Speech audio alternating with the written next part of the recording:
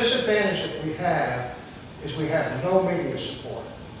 The Chattanooga Free Press was founded 77 years ago by a bigot who hated unions. His main theme was a man is worth $1 a day from the neck down. And that was Roy McDonald. You'll never hear anything. There's never been a person of color in a management position at the Chattanooga Free Press. And there never will be as long as Walter Husman now owns it. So we've got a struggle, and a media struggle. TV stations, forget it, they're tapping over quickly. They're scared to death of their own shadows. So somehow we have got to break it and make the media look at us in a different light. And we're not going to get it from the Free Press. I don't agree with that. You don't? No. I've lived here 62 years, and you're from where? New York, New Jersey? I came to school here in 1960. I know.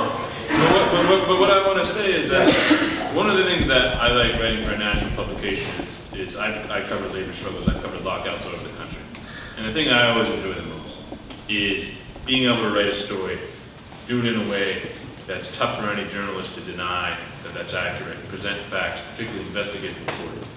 And I've gone into a lot of places, written a story, and then the local media gets embarrassed. Because journalists, what happens is if you're a small paper like the Chattanooga Times Free Press, you want to move up to the Baltimore Sun, you want to move up to the Washington Post. That's how a lot of them work. And the way to do that often is that when they get called out by a national reporter for their reporting, and they get shown up, then they get defensive. I saw this, I covered a uranium lockout at a uranium plant outside of Chattanooga, Kentucky.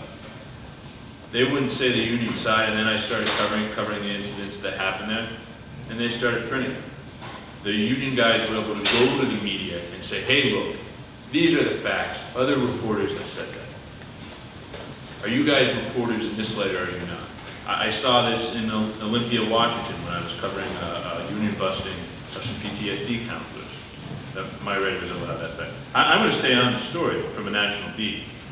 But what you guys have to do, if you really want to push back, is that these people, they do pride themselves on journalism being a science. And you might not like their viewpoints, but it's tough to debate viewpoints. But push back on the individual facts that they're putting forward. Because some of them are inaccurate. I was reading a story by, what's that guy's name? Ellis Smith.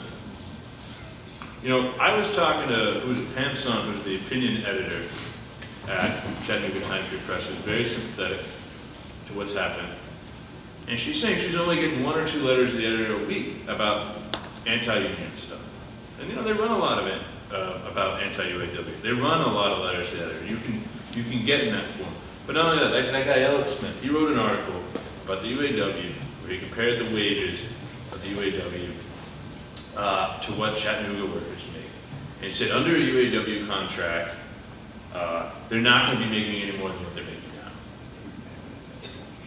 And he was wrong about that. Because first off, he assumed that UAW has a blanket contract. They got thousands of different contracts. He was citing, I want to say GM, he was citing the second-tier pay scale following the bailout, following the near collapse of the industry. So you got to write to them. When they do factual stuff like that, write, call, write letters, they listen. They don't like being called out publicly. Reporters do not like their credibility. I mean, you're not going to be able to argue with their viewpoints, but when you say, hey, you got this basic fact wrong, and you write in and you write things like that, and you call, look at their email addresses, find out who their editors are, get on the phone, because the one thing, and this happens to me sometimes, I'll write a story on somebody won't like it, and the way they'll try to get at me is they'll figure out the phone number of my boss, and they will call my boss who is slammed, and they will bitch for a half hour. Figure out the phone numbers of these people. They're listed in the phone book. Call them and bitch about the stories.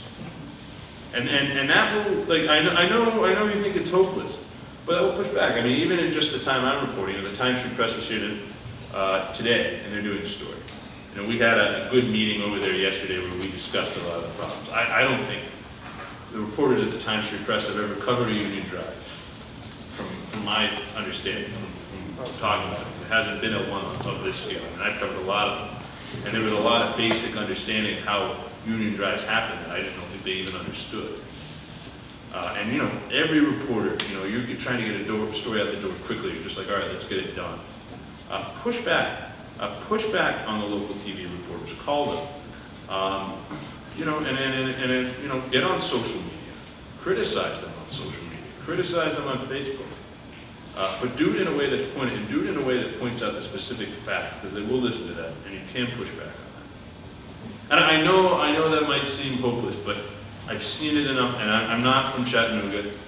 Obviously, I don't know them nearly as well as you, but I've been in a lot of anti-union places, and I've seen folks do that and have a certain degree of success. And point out when the company lies, because if a reporter prints a lie, and they know it's a lie, and they get publicly embarrassed about it, and feel free to call me about that kind of stuff. You know, I want to come after these guys. That's my role as a reporter. And, you know, these guys all have my contact. I'm on Facebook, I'm on Twitter. Feel free to, you know, contact me about it.